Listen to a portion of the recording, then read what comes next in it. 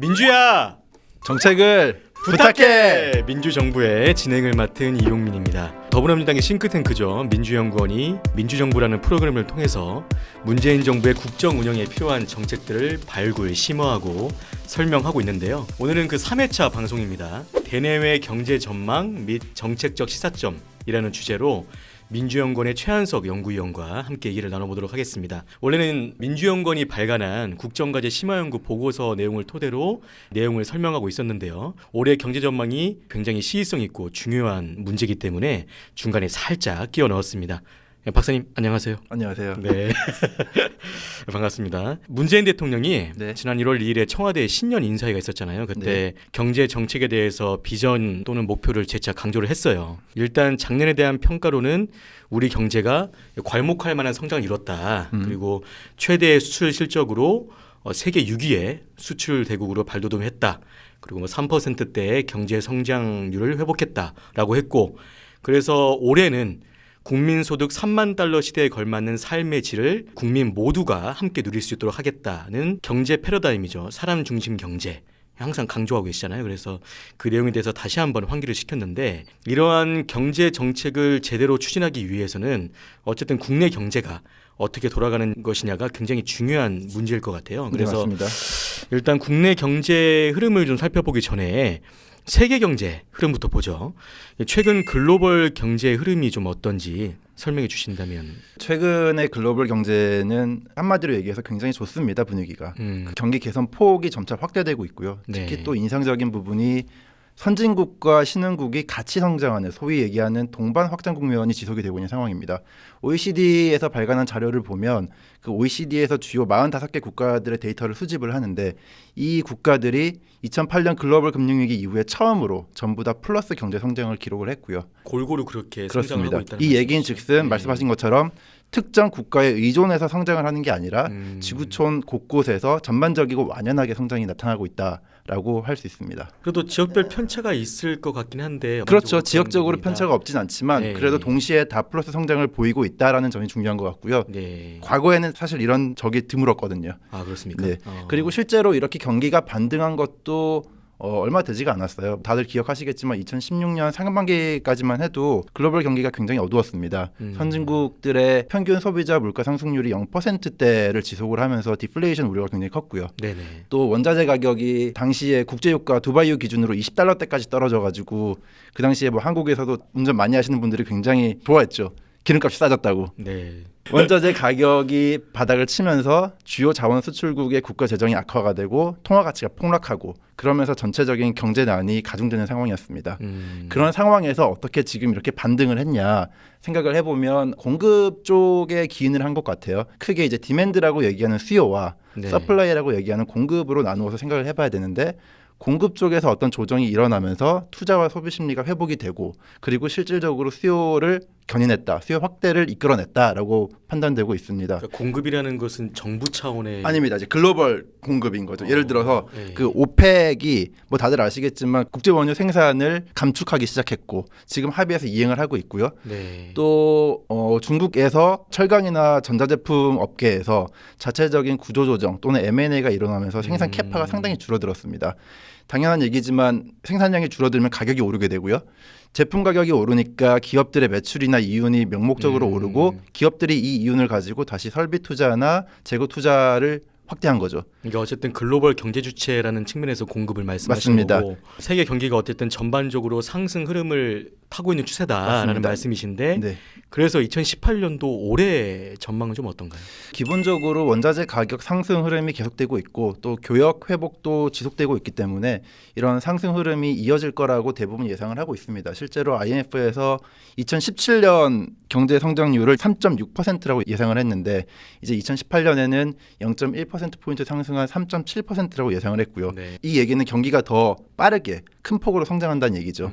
다만 이제 지역적으로 아까 말씀하신 것처럼 편차가 좀 나타날 거라고 예상을 하는데, 선진국 같은 경우에는 상승 흐름은 이어지는데 그 힘이 둔화될 것이다라고 보입니다. 기본적인 이유가 주요 국가들의 경기 지표들을 좀 살펴보면 순환적인 하락세는 둔화가 확실히 됐는데, 지속적으로 이렇게 상승을 견인할 수요의 힘이 약한 것 같다라고 보여지고요. 특히 저는 개인적으로 미국이 뭐 어쨌든 간에 글로벌 경제에서 굉장히 중요한 위상을 차지하고 있는데, 미국 시장의 내구재 소비가 어떻게 움직이는가에 따라서 큰 영향을 받을 거라고 저는 개인적으로 판단을 하고 있습니다. 반면에 신흥국 같은 경우에는 개선폭이 확대되면서 성장 모멘텀이 강화될 거라고 예상이 되는데요. 특히 그중에서도 주목할 만한 국가가 인도입니다. 인도가 2019년에 총선이 있어요, 내부적으로. 근데 지금 정권을 잡고 있는 모디 정부가 총선 때문에 올해 재정 확대를 통해서 경기를 부양할 것이다 라는 전망이 우세하기 때문에 2018년도 금년에 한 7% 수준의 경제 성장률을 달성할 거라고 생각이 되고 또 한국과 굉장히 밀접한 국가인 중국 같은 경우에도 기본적으로 내수 중심의 성장 모델로 전환이 지속되는 가운데 정부 당국이 유동성 관리를 강화하고 공공 인프라 투자를 확대함으로써 6% 중반의 견조한 성장을 이어가지 않겠는가 그렇게 보고 있습니다. 경제가 지속적으로 성장할 거라고 예상이 됨에도 불구하고 여전히 경기 하방 리스크는 상존하고 있는 상황이고요. 네.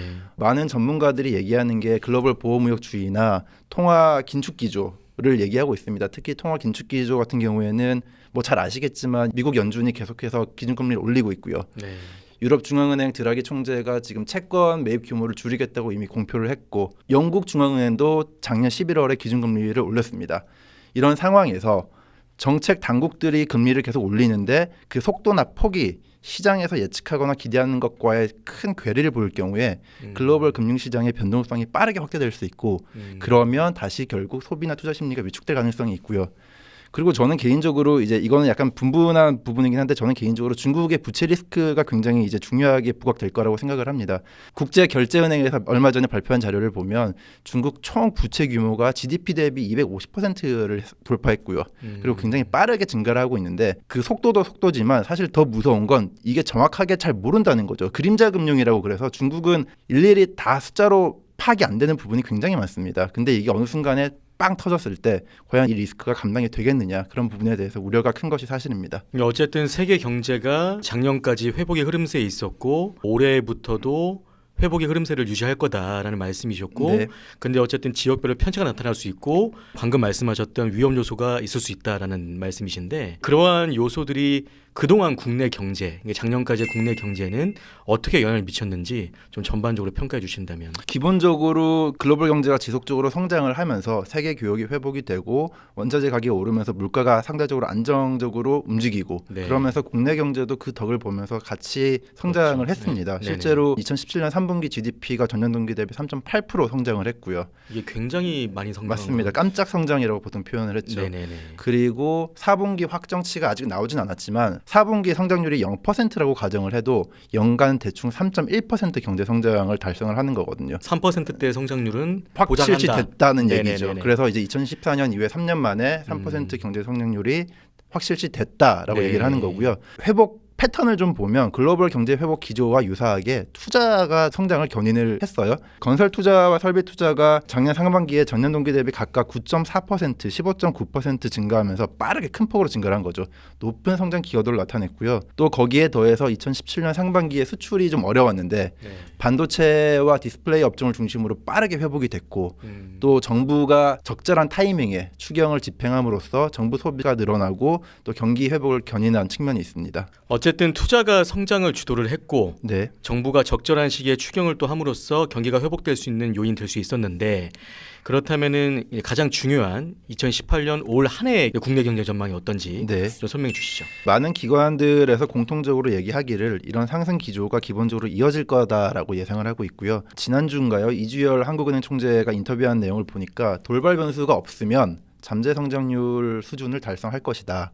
이제 잠재 성장률이라는 게 한 국가의 모든 생산 요소를 풀로 가동을 했을 때 네. 물가 인상이 없이 달성 가능한 최대 잠재치를 얘기하는 건데 추정치죠, 쉽게 얘기해서. 한국은행에서 지금 2018년 잠재 성장률을 2.8%, 2.9%라고 예상을 하고 있으니까 네. 그 정도 수준이 될 것이다라고 이제 다들 얘기를 하고 있습니다. 다만 지금까지 투자가 성장을 견인해 왔다면 이제 투자가 조정이 불가피하게 보이고 소비가 그중에서도 민간 소비가 성장을 이끄는 흐름으로 바뀌지 않을까 예상을 하고 있습니다. 투자가 지금까지 굉장히 빠르게 빠르게 증가해 왔는데 여러 가지 지표들을 보면 조정이 불가피한 것처럼 보이고 그 중에서도 설비 투자는 네. 기본적으로 올해도 반도체나 스마트폰 같은 업종에서 기업들이 투자 계획을 이미 수립을 했기 때문에 규모 면에서 상당한 수준을 유지할 거라고 생각이 되는데 문제는 이제 건설 경기입니다. 건설 투자가 이미 조정을 받고 있는 것 같아요. 그렇죠. 네. 여신 심사가 강화되면서 주택 수요가 감소하고 있고요. 네. 또 과잉 공급 우려가 확대되면서 신규 착공 숫자도 줄어들고 있고요. 그렇겠죠. 그 와중에 중앙정부가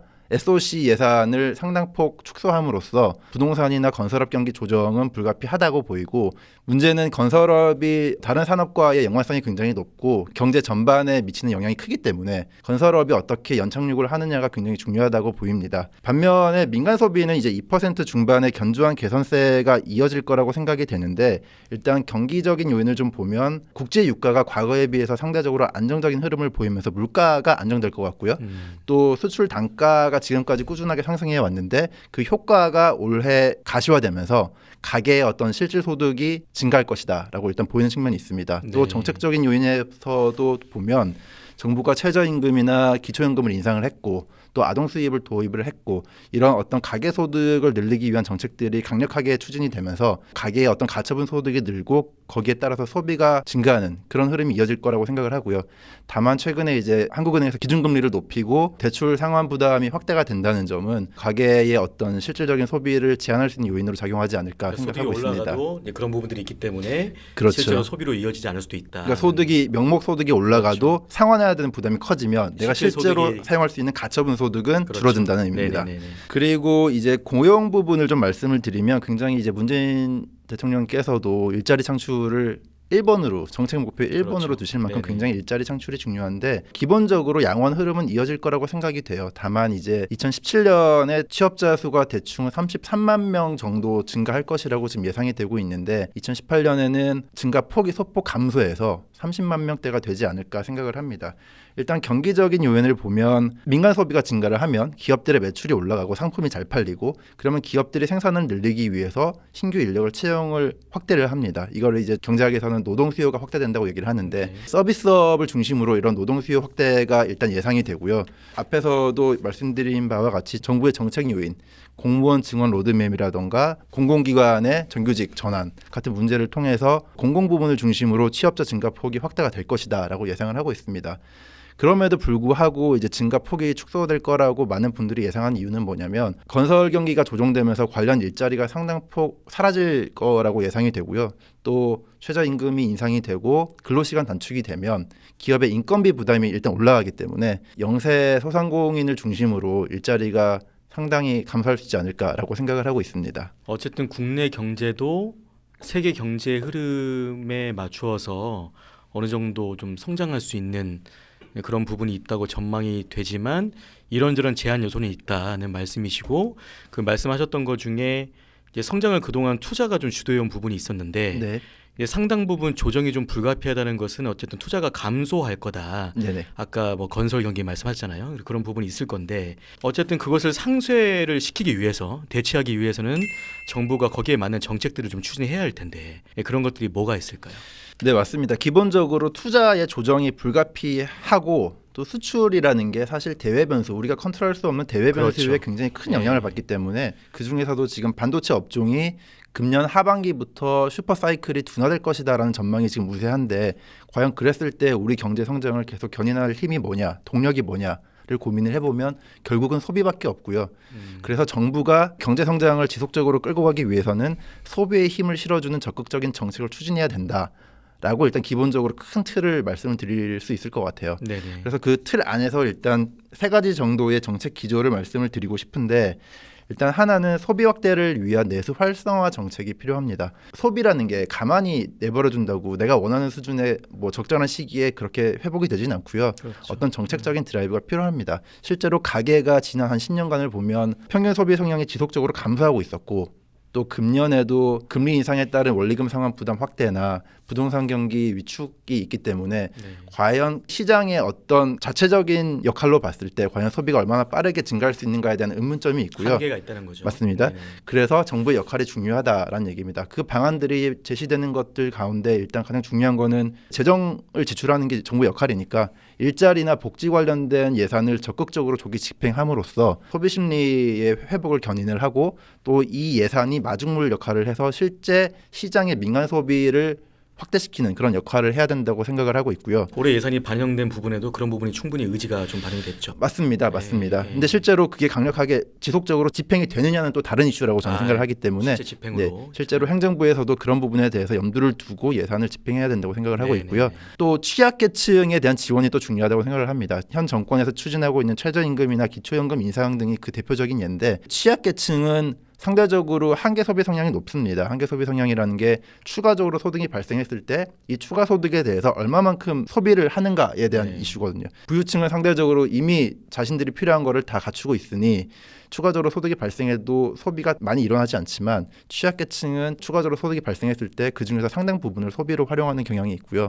그래서 실제적으로 취약계층에 대한 지원을 확대하는 게 민간 소비를 활성화시키는 데 굉장히 중요한 포인트라고 얘기할 수 있습니다. 두 번째 정책 기조에 대해서 좀 말씀을 드리면 금리 인상에 따른 한계 가구 지원을 강화해야 된다라고 생각이 됩니다. 글로벌 금리 인상 기조가 일단 계속 지속되고 있고 한국은행이 기준금리를 올리는 추세도 당분간 지속될 거라고 다들 예상을 하고 있는데 금리가 올라도 가계 전체적으로는 소득이 오르고 금융자산에 따른 수익이 증가하기 때문에 큰 부담이 없는 걸로 일단 분석이 되고 있습니다. 한국은행에서 발표한 자료에 따르면 앞으로 대출 금리가 1% 상승을 해도 가계 전체 평균적인 DSR이 이제 차주의 소득 대비 연간 원리금 상환 비율을 얘기하는데 가계 전체 DSR이 1.5% 포인트 정도밖에 오르지 않기 때문에 평균적으로 큰 상환 부담은 없다라고 얘기를 하고 있고요. 근데 어쨌든 금리가 올라가면 가계에 부담을 준다는 것은 일반적인 생각인데 모든 요소들을 종합적으로 고려했을 때 가계에 큰 부담을 주진 않는다. 금리가 오르면 그만큼 금융자산을 통해서 얻는 소득도 따라서 오르기 때문에 그렇기 때문에 트레이드오프가 돼서 맞습니다. 수익을 얻을 수 있는 부분이 충분히 있기 때문에 영어 잘하시네요.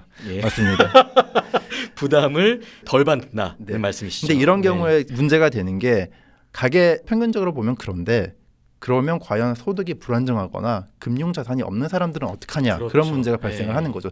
그런 사람들이 보통 이제 한계 가구라고 저희는 지칭을 하는데 이 한계 가구에 대한 지원을 확대해야 된다고 저희는 생각하는 거고요. 특히 이게 중요한 게 한계 가구의 차주들 자체도 굉장히 어려움을 겪을 수 있고 이제 그런 부분이 중요하겠지만 사회 전체적으로도 이게 중요한 이슈인 게 뭐냐면 이분들이 대부분 다중채무자인 경우가 많습니다.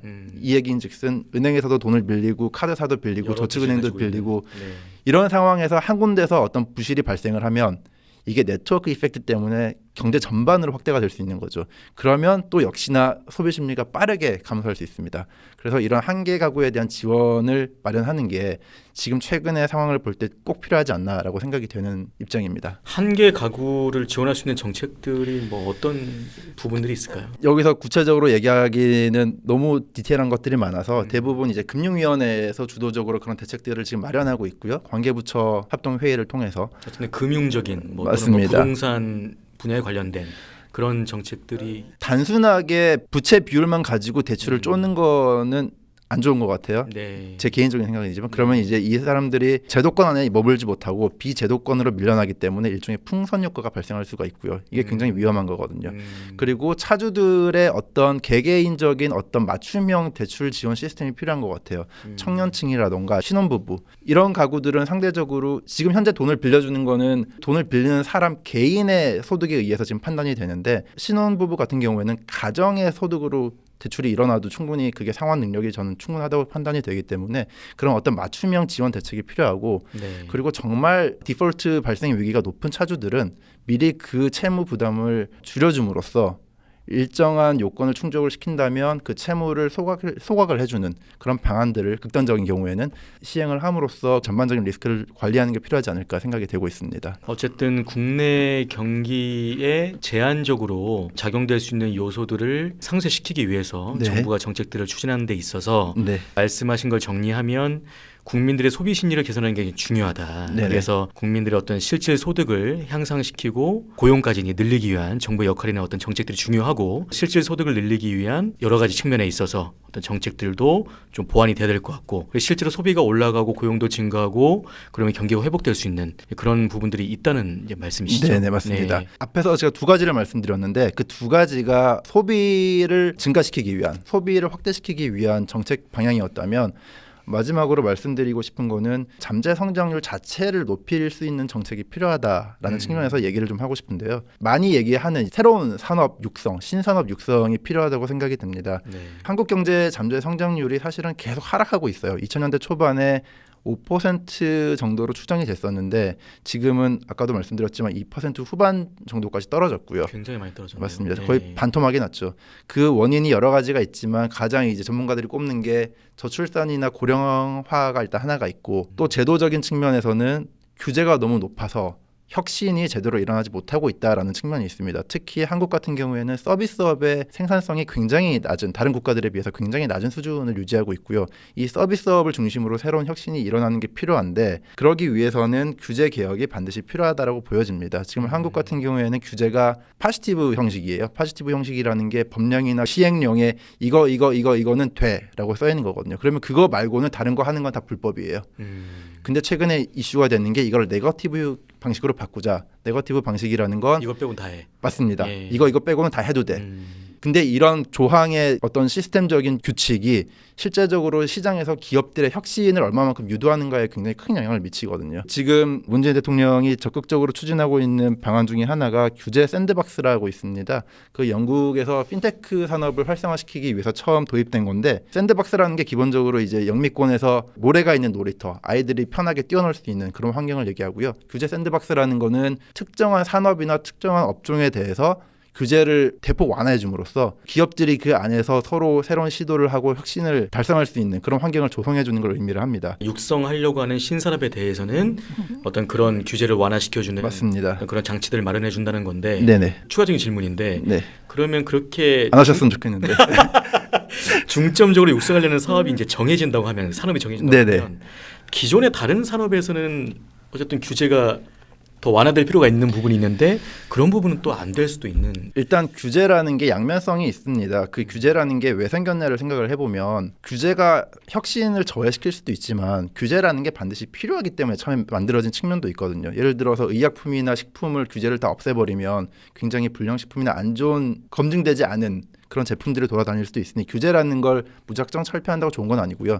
우리가 앞으로 우리의 주력 먹거리가 될 만한 산업에 대해서는 규제를 혁신적으로 풀되 기존 주력 산업에 대해서는 규제를 단순하게 푸는 게 아니라 오히려 필요한 경우 구조조정을 한다던가 네. 그런 방안을 통해서 또 다른 자체적인 경쟁력을 확보하는 게 필요하다고 저는 생각을 하고 있습니다. 꼭 규제 한계를 둔 게 아니라 뭐 다양한 방법이 있기 때문에 네. 그렇다는 말씀이시고 어쨌든 지금까지 이제 최 박사님께서 말씀하신 내용을 좀 정리를 하면 세계 경제가 회복의 흐름세에 있고 그리고 그것이 유지될 거고 그 가운데 국내 경제도 전반적으로 좋아지는 추세에 있다.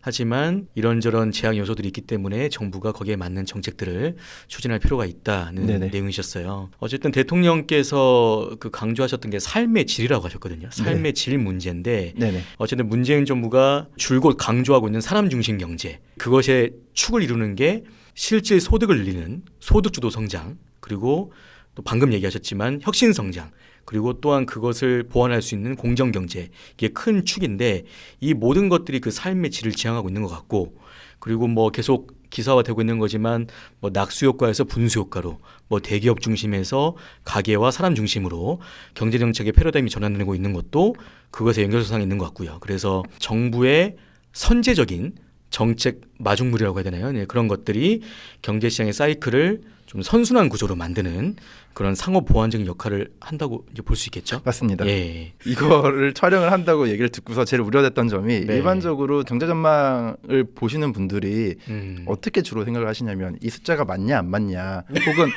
저기보다 여기가 더 잘 맞네 이런 거를 주로 생각하시는 분들이 있는데 경제 전망이라는 건 그런 목표로 하는 게 아니고요. 그렇죠. 경제라는 건 워낙 많은 변수들이 있어서 예측을 한다는 게 무의미하고 다만 주어진 지금 상황에서 논리적으로 이론적으로 추정을 해봤을 때 앞으로 이런 일이 발생할 수 있으니 거기에 대해서 선제적으로 준비를 하자라는 의도로 대비를 하자. 맞습니다. 경제 전망이 발간이 됩니다. 혹시나 그런 생각을 가지신 분들은 생각을 고쳐주셨으면 좋겠어요. 네, 그런 측면에서 오늘 최 박사님 나오셔가지고 이제 뭐 경제 전망 일률적으로 설명해 주신 게 아니라 어쨌든 정부가 어떠한 정책으로 좀 보완을 해줘야 되겠다 그런 필요성들을 말씀하신 거고 우리가 강조하고 있지만 이런 경제적인 어떤 흐름과 정부의 정책이 선순환 구조를 만들어가고 있다고 말씀을 해주신 것 같아요. 좀 어려운 내용이었지만 좀 쉽고 재밌게 잘 설명을 최대한 쉽게 했습니다. 예. 저는 어려웠어요. 그래서 네, 최 박사님 오늘 나와주셔서 감사드리고요. 네, 감사합니다. 네, 오늘 민주정부 여기까지고요. 시청해주신 여러분 고맙습니다.